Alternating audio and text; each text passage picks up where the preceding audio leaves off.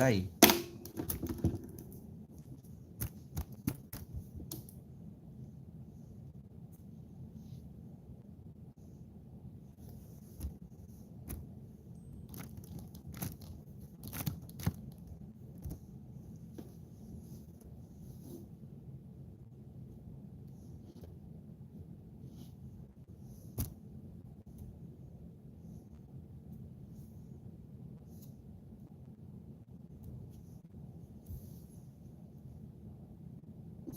Mm-mm.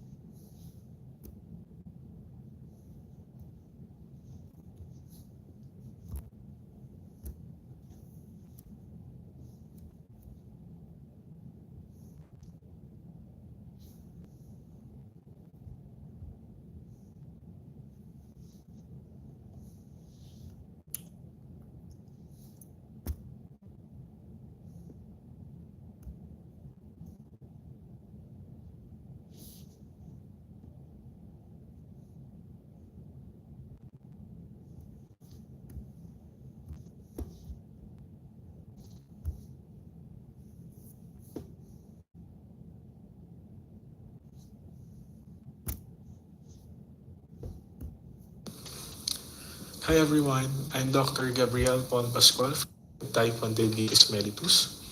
Type 1 diabetes inhibited, so it goes on. Diabetic ketoacidosis often presents with cosmal respirations, dehydration, nausea, vomiting, mental status changes, and a fruity smelling breath, which is due to acetone, one of your ketone bodies. Usually the treatment is fluid replacement to correct dehydration, administration of insulin, as well as replacement of electrolyte imbalances. Let's go to type 2 diabetes mellitus. Type 2 diabetes mellitus is due to end organ insulin resistance. So the problem here is not insulin deficiency, unlike in differentiating type 1 from type 2 of the table. Okay. The next type of diabetes mellitus is gestational diabetes mellitus. By definition, when you say GDM, this is diabetes with onset during pregnancy. Okay. So the mother should not have any history of diabetes. This video is on the structural classes of hormones. There are three structural classes of hormones. These are your steroid hormones, protein hormones, and amide hormones. It is important to know the structural class of your hormones since the properties as well as how these hormones behave depend on their structure. Your steroid hormones are based from cholesterol. They are synthesized as needed and not stored. They are lipid soluble but water insoluble. Therefore, they require carriers, such as proteins, for them to be transported in blood. Examples include cortisol, aldosterone, testosterone, estrogen, and progesterone. Protein hormones are, of course, made from proteins as well as peptides. They are synthesized, then stored in the cell as secretory granules until needed. They are water soluble, therefore, they do not need proteins as their carriers. Examples include FSH, LH, TSH, HCG, glucagon, parathyroid hormone, growth hormone, and prolactin. Now, under your protein hormones, there is a subset of hormones which you call as your glycoprotein hormones. These are composed of two polypeptide chains containing carbohydrates. Now, these two polypeptide chains are your alpha chains and your beta chain. The alpha chain among all glycoprotein hormones would be the same, whereas the beta chain would be unique. That is why the beta chain determines specificity. It is important to know this since HCG, which is one of your glycoprotein hormones, is detected in pregnancy kits or pregnancy tests.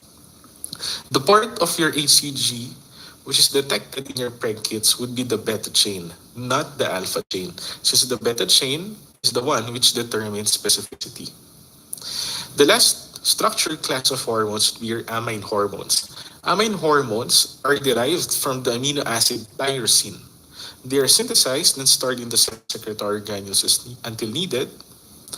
Some require a carrier protein, while others do not. Examples include your catecholamines, which include epinephrine and norepinephrine, as well as your thyroid hormones, thyroxine and triiodothyronine, or T3. These are all derived from the amino acid tyrosine. Hi everyone, this is the rationalization of our free online quiz on carbohydrates and diabetes mellitus. I'm Dr. Gab Pascual. I'm the team leader for Legend Review Center. So before we start with our ratio, we just like to let everyone know that we're offering this is the first question. Maltose, lactose, and sucrose are all, of course, these are all disaccharides. Now remember, your carbohydrates can be classified according to the number of units that they have. Monosaccharides are the simplest, followed by disaccharides, which are comprised of two monosaccharides joined together by a glycosidic bond. Then you have oligosaccharides, which are comprised of 3 to 10 monosaccharides. And of course, polysaccharides, which are comprised of more than 10. Now, choice A is incorrect since your sucrose is non-reducing, although maltose and lactose are reducing. So the correct answer here is letter C. So this would be the composition of these three disaccharides. Let's go to the next slide. So all of the following describe type 2 diabetes mellitus except letter C, requires insulin therapy to control hyperglycemia. Now, remember that type 2 diabetes mellitus is more of a problem in the insulin receptors. There is insulin resistance because of these defective receptors. So what happens is the pancreas actually compensates by producing more insulin. So the patients with type 2 diabetes mellitus actually do not need insulin to control hyperglycemia. It would be the type 1 patients who have absolute insulin deficiency. Remember, in type 1, the problem is autoimmune destruction of beta cells. So you really have to give the patient insulin to control hyperglycemia. However, class, type 2 diabetes patients eventually require insulin once their disease becomes more severe. This table differentiates type 1 from type 2 diabetes mellitus. If you want to know more about the various categories of diabetes mellitus, we also have another video discussing diabetes.